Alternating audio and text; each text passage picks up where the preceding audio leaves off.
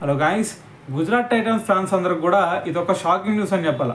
ఎందుకంటే మనకి మొన్న రీసెంట్గా ఐపీఎల్ 2025 సీజన్ చూసుకుంటే లాస్ట్ వీక్లో స్టాప్ అయిపోయింది.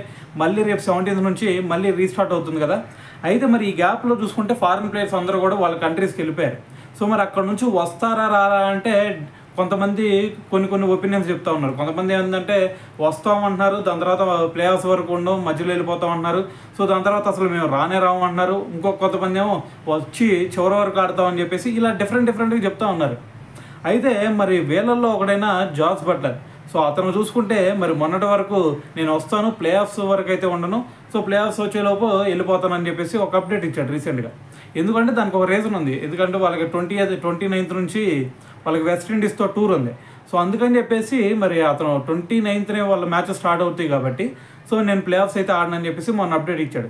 అయితే ఇప్పుడు ఇచ్చిన అప్డేట్ ఏంటంటే నేను అసలు ఇండియాకే రావట్లేదు, నేను ఇంకా ఐపీఎల్ నెక్స్ట్ సీజన్ ఏదైతే సెకండ్ ఫేజ్ ఏదైతే ఉందో ఆ సెకండ్ ఫేజ్కి నేను ఆడట్లేదు, నేను అసలు ఇండియా రావట్లేదు అని చెప్పేసి ఒక అప్డేట్ ఇచ్చాడు.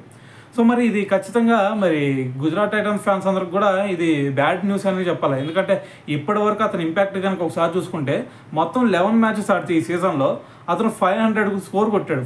500 రన్స్తో పాటు అతను యావరేజ్ చూసుకుంటేనే 71 ఉంది. సో దీన్ని బట్టి అర్థం చేసుకోండి ఎంత ఇంపాక్ట్ క్రియేట్ చేశాడు మరి గుజరాత్ టైటన్స్ టీంలో అనేది. సో ఈ ఒక్క రికార్డు బట్టి అర్థం చేసుకోవచ్చు. సో అయితే మరి అతను రావట్లేదు కదా, మరి వేరే ప్లేయర్స్ ఎవరితో అన్న రీప్లేస్ చేస్తున్నారంటే మరి శ్రీలంక వికెట్ కీపర్ అయిన కుశల్ మెండిస్. సో అతనితో అయితే రీప్లేస్ చేయబోతున్నారు. సో మరి కుశల్ మెండిస్ మరి జాస్ బట్లర్ అంత ఇంపాక్ట్ క్రియేట్ చేస్తాడా అంటే సో ఇక్కడైతే నాకు కొంచెం డౌట్ఫుల్గానే కనిపిస్తుంది. సో ఏదైనా సరే మరి ఇక తప్పదు కాబట్టి మరి కుశల్ మెండిస్ని కూడా వాళ్ళు తీసుకున్నారు. సో మరి అది అఫీషియల్గా అయితే ఇంకా రేపటితో వాళ్ళు అఫీషియల్గా కూడా అనౌన్స్ చేసే ఛాన్స్ అయితే కనిపిస్తుంది. సో ఏదైనా సరే మరి ఇది గుజరాత్ టైటన్స్ ఫ్యాన్స్ అందరికి కూడా ఇది ఒక బ్యాడ్ న్యూస్ అనే చెప్పాలా. సో మరి దీని గురించి మీరేమనుకుంటున్నారు అనేది కింద కామెంట్ చేయండి.